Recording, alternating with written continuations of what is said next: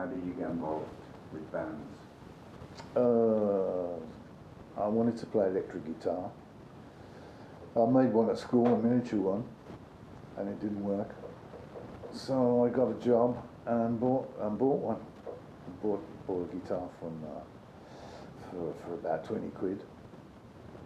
And then I joined a band with the same guitar, and they told me if I didn't get a real guitar, professional guitar, they'd give me the sack.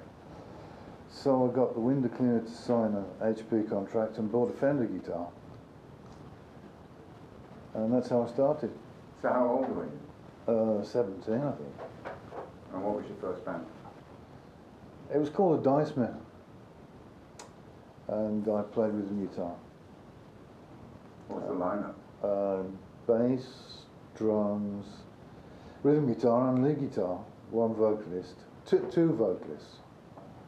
So that was my first gig, but I didn't really understand much about the blues at that time. What was your first instrument? Probably the flute at school. Not the real recorder. Recorder, that was what they were called. But I didn't like the sound of that. My mum was a pianist, you know, so she used to give me piano lessons. And although a lot of the time I would have been rather outside playing with the friends, you know, I was inside learning piano parts. And I always had a very good ear, so I could pick things up very quickly. What was the first record you bought? First record I ever bought was Running Bear. It wasn't Running Bear. It was It's All Only Make Believe. Conway Twitty. That was my first record. What was your first record? She Loves You by the Beatles. That late? That late, yeah, because I didn't have a record player. So how did you get to become a drummer? Well, first of all, the first instrument I tried to play was the piano. My mum tried to teach me to play the piano, and she found out that it wasn't working, so she pushed it down to the bottom of the garden, chopped it up, and set fire to it. Then she bought me a guitar, and I took lessons from the television by a guy called Bert Whedon, if you remember him. He didn't learn you how to tune your guitar, so every time I played a chord, it didn't sound the same as he played when he played it on the television. So the guitar was broken, and that was that. And then, like everybody from our generation, I discovered the Beatles.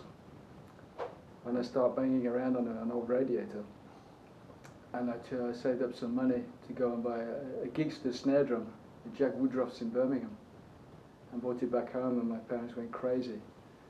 And my mum said she'd take it back. The next day she never did, so I got stuck with a snare drum. Then I bought a snare drum stand and everything, and I became a drummer. And then after I got in a pop group called the Almanac, and that was just a local pop group that played around in working men's clubs and stuff like that around Birmingham. And then after I evaluated and went further and left Birmingham, I went up to Liverpool. And we gigged around and got a gig with a band called The Scaffold, which is Paul McCartney's brother's band, Mike McGear. And we backed them for a couple of gigs. Had a great time. But generally it wasn't that much work. We went to Germany. Got thrown out of Germany too. Why did you get thrown out of Germany? What did they throw you out? Because we took some girls back with us to where we were staying, and they said the police were going to come after us and everything, and I think it was just a good excuse not to pay us, and for us to leave, so that's what we did. So they scared the hell out of us, and so we split, we went back to Liverpool. That was in 1968. Played in the Cavern Club, the original Cavern Club on the original Beatles stage where they all started. Really? Yeah. How did you end up in the same band? A friend of mine came round who was a bass player called Dave Bradley, and he wanted to start a band. And I liked Dave and I wanted to play with him, so we started looking for other musicians. And we found a drummer called Rodney, and he had a friend who was a guitarist, sort of a all-round guitarist, we could play with dance band stuff, called John Taylor. And so we had a band, but we didn't have a singer.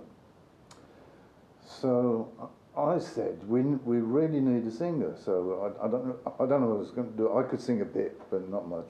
And another friend of mine from Art College said he knew a guy called Pete Kimberley, who could sing really well.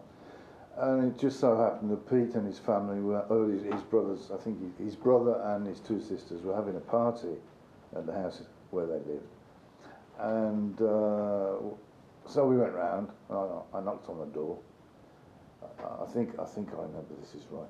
And this guy opened the door and he said, never drink cider mixed with beer, and fell flat on his back. So I walked over him, went into the party, and I said, is Pete Kimberley here? And they said, well, he's just stepped over you. he's lying on his back in the hall. So I said, oh, was that him? Right. So if I'm right, that's what happened. And so anyway, I got, because Pete was a really good singer who was in a choir, he'd been in a choir.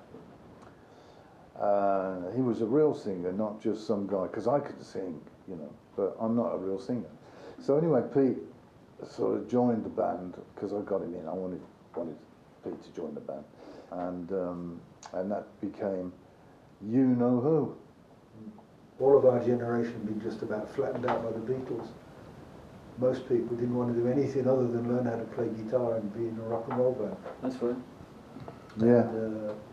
And so one day I get this phone call from this bloke and said, this is Pete, whatever his name is, Batley or something. I've got a mate of mine who's looking for a singer, will you want to go down and meet him? And that was Col. And I went down and met Col, and I can't remember exactly what was going on about that. But I remember we sat down and tried to learn some stuff. And I think I really impressed Col one time because he was looking for this chord in this song by the Rolling Stones called Tell Me. And he couldn't get the chord, and I knew it because I'd played the thing on piano. My mum had taught me piano, and so how I remembered different relationships between the chords and the notes in the chord. And so that, I think that really put the idea of Col that I'd be a good bloke to have in the band. And as for the falling over backwards, it wasn't a mixture of cider and beer, it was a mixture of vinegar and beer. Oh, vinegar and beer. Vinegar and beer. And that's all I remember because I passed out. You Know Who, which was a 5-piece with 2 vocalists. Why 2 vocalists? No, it wasn't 2 vocalists when we started, it was only one, it was only Pete. But that's a good question, it's very good. Why 2 vocalists? We've got Terry Hyland. Might have been Pete's idea, maybe you wanted somebody, no? I don't know where the idea came from, but it was a toss-up between throwing me out or keeping me on and keeping Terry Hyland at the same point. Where that tension came from, I don't know. Well, but for a while he decided to keep the 2 of us and not throw the other one out. Well, what they didn't know is if I'd have thrown you out, I'd have left as well. Because I got you in, I knew you were right for the band. Anyway, that's how I remember it. There was somebody, I don't know which one, who brought Terry Hyland in or where Terry came from. But for a while it was a question, do we keep Terry and throw Pete out, or do we keep Pete and throw out Terry? And for the time that everybody thought about it, we worked as 2. It actually worked quite well because you got one kind of voice and I got another kind of voice, and they blended rather well. Also physically. Physically, he was like about 8'6", and he had this pair of fucking trousers made out of curtain material, bright orange curtain material. With a great big badge on the front. He got a badge on the front of his flies which says, I could give it if you could take it. And I was singing next to him, dressed in pink trousers and a choir boy's outfit. It must have looked pretty interesting. So what was the repertoire of You Know Who? And were you doing any original material? That's one of the things that really strengthened the link between Colin and myself, is that we were both interested in composing as well, right? Yeah. And we'd go home and we'd write a song and we'd call the other guy up and say, you've got to listen to this. We get together and I'd play him his and he played mine. Or no, I'd play mine and he'd play his and stuff like that. And he'd go, yeah, no doubt about it. Mine's much better than yours. And I'm going, I was just thinking exactly the same thing, you know.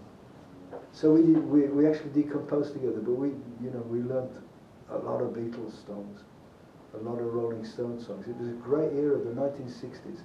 We were doing experiments like slowing down, you know, playing a Beatles song but slowing it down here and there. I remember particularly Lovely Rita Mita May. Yeah, that was, yeah.